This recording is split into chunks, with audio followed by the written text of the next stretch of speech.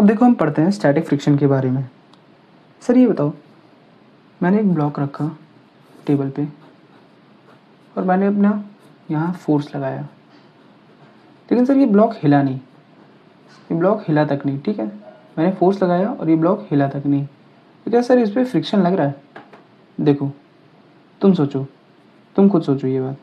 तुमने यहाँ पे फोर्स लगाया, तुमने यहाँ पे फोर्स लगाया, ये ब्लॉक नहीं हिला, ये ब्लॉक नहीं हिला।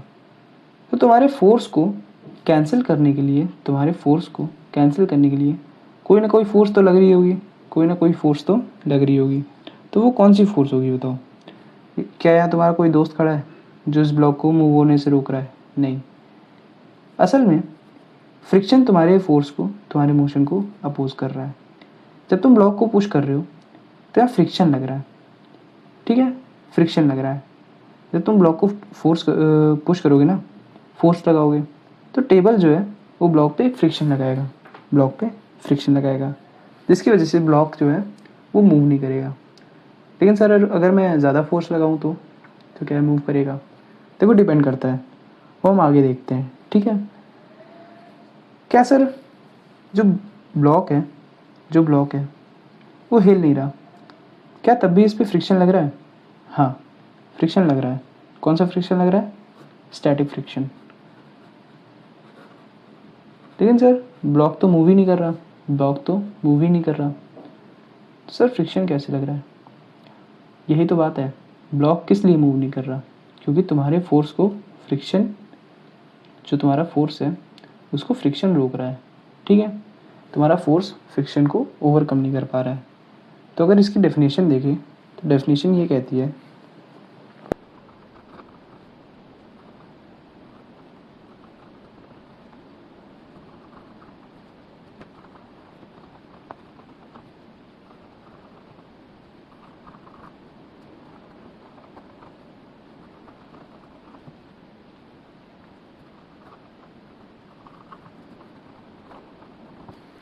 देखो डेफिनेशन ये कह रही है कि frictional force can also act between two bodies which are in contact but are not sliding with respect to each other. The friction is called static friction. मतलब दो बॉडीज़ ऐसी भी हो सकती हैं कि वो कॉन्टैक्ट में हो लेकिन वो मूव नहीं कर रही हो, वो स्लाइड नहीं कर रही हो with respect to each other. तो ऐसे फ्रिक्शन को क्या बोलेंगे? ऐसे फ्रिक्शन को बोलेंगे स्टैटिक फ्रिक्शन। जैसे मान लो तुम्हारे घर में बहुत बड़ी अलमीरा है, ठीक है, बहुत बड़ी अलमीरा है, ठीक। अब तुमने क्या किया, इसको पुश करने की कोशिश की, इसको पुश करने की कोशिश की, क्या तुम इसको पुश कर पा रहे हो? नहीं। क्यों बताओ? सर भारी है, सर बहुत भारी है, भारी है ना, इसलिए नहीं पुश कर पा रहे क्योंकि तुम इसके फ्रिक्शन के फोर्स को ओवरकम ही नहीं कर पा रहे। सर कौन सा फ्रिक्शन फोर्स, कौन सी फोर्स जो हम ओवरकम नहीं कर पा रहे? देखो मैं बताता हूँ। अब तुम सोच रहे होगे सर कौन सी वो फ्रिक्शनल फोर्स है जो मैं ओवरकम ही नहीं कर पा रहा? सर कौन सी फ्रिक्शन फोर्स है जो मैं ओवरकम ही नहीं कर पा रहा, ना यहाँ कर पाया ना यहाँ कर पाया? देखो उसको कहते हैं लिमिटिंग फ्रिक्शन। थोड़ा कन्फ्यूजिंग लग रहा होगा लेकिन अभी सब क्लियर करता हूँ, सब। ठीक है, कौन सा होगा? F max is equals to mu S into N. ठीक है, म्यू एस इंटू एन, ये होता है फ्रिक्शनल की मैक्सिमम फोर्स, फ्रिक्शनल की फ्रिक्शन की मैक्सिमम फोर्स। म्यू एस क्या है? Coefficient of static friction. अब देखो तुमने क्या किया, तुमने यहाँ पे फोर्स लगाया, तुमने यहाँ पे फोर्स लगाया, तो फ्रिक्शन ने भी अपना काम किया, फ्रिक्शन ने भी एक फोर्स लगाया। ठीक है, तुम मोशन को इधर करना चाहते थे तो मोशन के अपोज करेगा मोशन को, तो फ्रिक्शन इधर लगेगा, है ना, फ्रिक्शन इधर लगेगा। तो देखो मान लो तुमने कुछ फोर्स लगाया F is equals to 10 newton. ठीक है, हमारा फ्रिक्शनल मैक्स कितना है? मान लो 50 न्यूटन, मान लो 50 न्यूटन, ऐसे ज़्यादा समझ में आएगा। ठीक है, मान लो फ्रिक्शनल फोर्स जो है 50 न्यूटन। इसका मतलब ये है कि जब तक तुम 50 न्यूटन के बैरियर को पार नहीं कर जाते, 50 न्यूटन से ज़्यादा फोर्स नहीं लगाते, तब तक ये जो ये है ना, क्या कहते हैं, अलमीरा, ये मूव ही नहीं करेगा। तुमने 10 न्यूटन लगाई तो फ्रिक्शन ने क्या किया? अब हाँ देखो ये इंपॉर्टेंट पॉइंट है, तुम यहाँ पे 10 न्यूटन फोर्स लगा रहे हो तो फ्रिक्शन कितना लगा रहा है बताओ? फ्रिक्शन कितना लगा रहा है? फ्रिक्शन लगा रहा है 50 न्यूटन नहीं, 50 न्यूटन नहीं लगा रहा। अगर 50 न्यूटन लगा रहा होता तो इधर 50 हो जाता, इधर 10, तो कट के 40 हो जाता, तो अलमीरा तुमको इधर धक्का दे देती। क्या ऐसा होता है? नहीं। फ्रिक्शन भी 10 न्यूटन ही लगाएगा। लेकिन सर ये क्या कह रहे हो, एफ मैक्स तो हमने 50 न्यूटन निकाला है। देखो असल में जो 50 न्यूटन है ना, वो बैरियर है। ये बता रहा है कि भैया जब तक तुम 50 न्यूटन का फोर्स इधर नहीं लगा देते, तब तक तुम जो अलमीरा है उसको मूव नहीं कर सकते। ठीक है, मान लो तुमने 20 न्यूटन लगाया, तो फ्रिक्शन का फोर्स बढ़ के 20 न्यूटन हो जाएगा। ठीक है, तुमने 30 लगाया तो फ्रिक्शन भी बढ़ के 30 हो जाएगा, तुमने 40 लगाया फ्रिक्शन भी बढ़ के 40 हो जाएगा। तो जो फ्रिक्शन है ना, वो अपनी वैल्यू चेंज कर सकता है। सर ये कैसे? भाई तुमने 10 न्यूटन इधर लगाया तो फ्रिक्शन क्या आएगा, यार मुझे 50 चाहिए, तुम 10 दे रहे हो, है ना, तो तुम्हारे मोशन को अपोज करके भी इधर 10 न्यूटन लगा देगा। तो सिस्टम क्या रहेगा, सिस्टम एट रेस्ट रहेगा। तुमने 20 लगाया, फ्रिक्शन बोला अरे यार 50 लाओ यार, 20 दे रहे हो, तो क्या करेगा, 20 न्यूटन लगा के तुम्हारे फोर्स को कैंसिल कर देगा। जब तुम 50 लगाओगे, ठीक है, तो 50 न्यूटन करके कैंसिल कर देगा, तब भी बॉडी रेस्ट पे रहेगी। जब तुम 51 लगा दोगे, 51, तो ये तुमने क्या किया, तुमने इस 50 न्यूटन वाले बैरियर को क्रॉस कर दिया। ठीक है, तो अलमीरा इधर मूव करने लगेगी।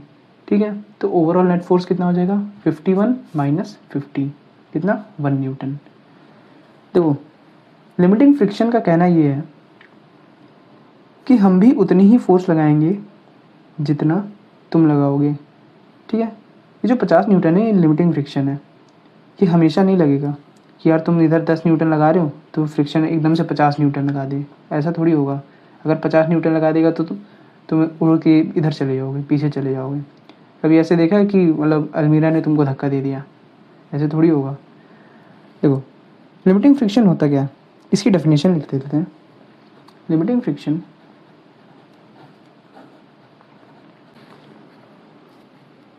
देखो लिमिटिंग फ्रिक्शन की डेफिनेशन ये कहती है, this is the maximum static friction that a body can exert on the body in contact with it. मतलब ये जो बॉडी है ये मैक्सिमम कितना फ्रिक्शनल फोर्स एक्सर्ट कर सकती है, उसको कहते हैं limiting friction. Maximum exerted force static friction, maximum static friction that a body can exert. ठीक है, मैक्सिमम ये अलमीरा कितना फोर्स एक्सर्ट कर सकती है। मान लो उसको ले लेते हैं 50 न्यूटन, तो 50 न्यूटन क्या हो गया, इसकी लिमिटिंग फ्रिक्शन हो गई। ठीक है, अब देखो मैंने बताया था कि जो फ्रिक्शनल फोर्स होती है ना, वो अपने आप को एडजस्ट कर सकती है। फ्रिक्शनल फोर्स अपने आप को एडजस्ट कर सकती है। तो इसको लिख लेते हैं इंपॉर्टेंट पॉइंट मार्क करके। एक ही इंपॉर्टेंट पॉइंट हो गया, एक और इंपॉर्टेंट पॉइंट मार्क करके लिख लेते हैं। क्या कि the static friction is self adjustable. मतलब इसका क्या हुआ कि जो मैग्नीट्यूड होगा ना, मैग्नीट्यूड ऑफ किसका, स्टैटिक फ्रिक्शन, क्या होगा, कैन एडजस्ट इटसेल्फ अकॉर्डिंगली। ठीक है, तो इसको ऐसे लिख सकते हैं कि मैग्नीट्यूड एंड डायरेक्शन, क्या, magnitude and direction such that क्या हो सकता है, एडजस्ट कर सकते हैं। मैग्नीट्यूड एंड डायरेक्शन ऐसे एडजस्ट कर सकते हैं in such a way that together क्या हो, with other forces applied on the body, body क्या हो, body maintains its relative rest position. इसका मतलब ये हुआ कि मैग्नीट्यूड एंड डायरेक्शन ऐसे चेंज हो सकते हैं in such a way that together with other forces applied, मतलब जैसे तो तुम फोर्स अप्लाई कर रहे थे तो ये फ्रिक्शन चेंज हो रहा था, उसकी मैग्नीट्यूड चेंज हो रही थी इन such a way such that जो सिस्टम हो वो कैसा रहे, it maintains its relative rest position, मतलब वो अपने रेस्ट में रहना चाहे।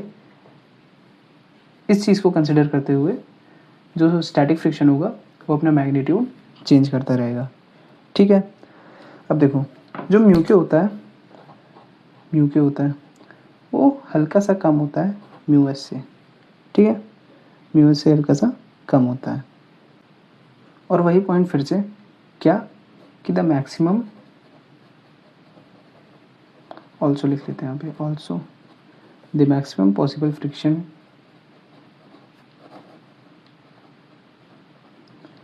does not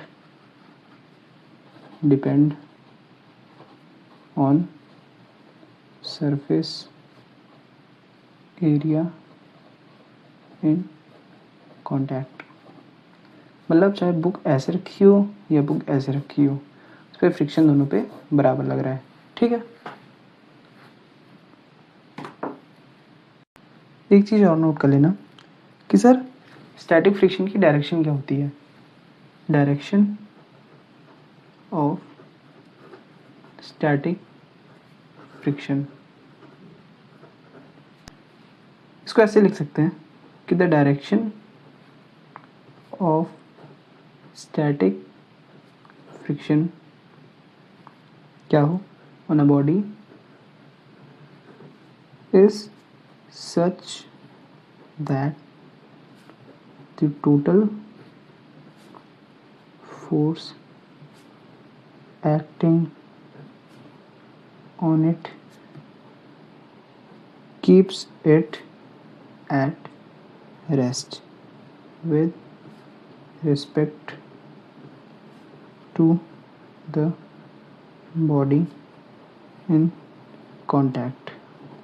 इसका मतलब ये हुआ, देखो जो स्टैटिक फ्रिक्शन होता है वो इस डायरेक्शन में लगी सच दैट जो टोटल फोर्स लग रहा है वो ऐसे देखो टोटल फोर्स को कैंसिल करने के लिए फ्रिक्शनल फोर्स कुछ ऐसे लगे सच दैट जो बॉडी है वो कैसी रहे, रेस्ट पे रहे। बॉडी को रेस्ट में रखने के लिए फ्रिक्शन को ऐसे फोर्स में, ऐसे डायरेक्शन में फोर्स लगाना पड़ेगा सच दैट उसका नेट फोर्स क्या हो जाए, ज़ीरो हो जाए।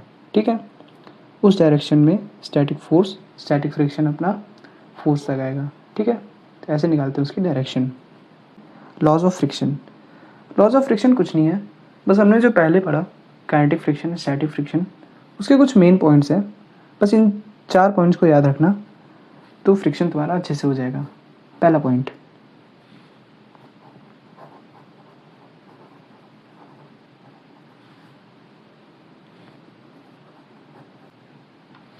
देखो पहला पॉइंट क्या कहता है, if the body slips over each other the force is given by F K is equals to mu K into N, जहाँ पर म्यू के है coefficient of kinetic friction and N क्या है, नॉर्मल फोर्स। मतलब कोई भी body अगर किसी सरफेस पे मूव करती है, स्लिप करती है या स्लाइड करती है तो उस पर लगने वाला फ्रिक्शन किसके बराबर होगा, काइनेटिक फ्रिक्शन के। काइनेटिक फ्रिक्शन क्यों, क्योंकि जो ब्लॉक है वो मूव कर रहा है सरफेस पे। ठीक है, तो हम काइनेटिक फ्रिक्शन लगाएंगे, जब मूव करेगा तो हम काइनेटिक फ्रिक्शन लगाएंगे। ठीक है, किसके बराबर होगा, म्यू के इंटू एन। दूसरा पॉइंट क्या कहता है, the direction of kinetic friction on a body is opposite to the velocity of this body with respect to the body applying the force of friction. Simple अगर इसको समझे तो ये जो ब्लॉक है और ये सरफेस है, ब्लॉक किधर मूव कर रहा है, इस तरफ मूव कर रहा है। ठीक, ब्लॉक इस तरफ मूव कर रहा है, तो ये कह रहा है the direction of kinetic friction on a body is opposite to the velocity of this body. जो वेलोसिटी है, इस बॉडी की वेलोसिटी है, इसके अपोजिट लगेगा क्या, काइनेटिक फ्रिक्शन। इसके अपोजिट लगेगा काइनेटिक फ्रिक्शन, बस यही कह रहा है। ठीक है, वेलोसिटी के अपोजिट लगेगा क्या, काइनेटिक फ्रिक्शन। देखो तीसरा पॉइंट क्या कह रहा है, मान लो जो बॉडी है वो सरफेस पे मूव नहीं कर रही है। ठीक है, सरफेस पे मूव नहीं कर रही है तो उस पर लगने वाला फ्रिक्शन किसके बराबर होगा, F S is less than equals to mu S into N. तो sir less than equal to क्यों लगाया, मैंने बताया था कि जो स्टैटिक फ्रिक्शन है वो अपनी वैल्यू चेंज करता रहता है, कहाँ से कहाँ तक, 0 से F S mu S N, ठीक है। ये 0 से म्यू एस इंटू एन तक अपनी वैल्यू चेंज कर सकता है। ये क्या होता है? ये होता है लिमिटिंग फ्रिक्शन, होता है लिमिटिंग फ्रिक्शन। इससे ज़्यादा स्टैटिक फ्रिक्शन वो नहीं लगा सकता, बॉडी नहीं लगा सकता, ठीक है। देखो फोर्थ पॉइंट कहता है the frictional force F K और F S does not depend on the area of contact as long as the normal force is same. Normal force is same. F K क्या होता था? F के होता था mu के to N. F S क्या होता था? एफ एस होता था म्यू एस इंटू एन। तो यहाँ कहीं बताओ जो फ्रिक्शन है वो कहीं एरिया पे डिपेंड कर रहा है। अब तुम सोच रहे होगे सर अगर बुक को ऐसे रख दे या ऐसे रख दे। देखो जब तक नॉर्मल जो नॉर्मल है वो जब तक सेम है, ठीक है, जब तक सेम है, जो नॉर्मल है जब तक सेम है तब तक फ्रिक्शनल फोर्स भी दोनों पे सेम लगेंगी।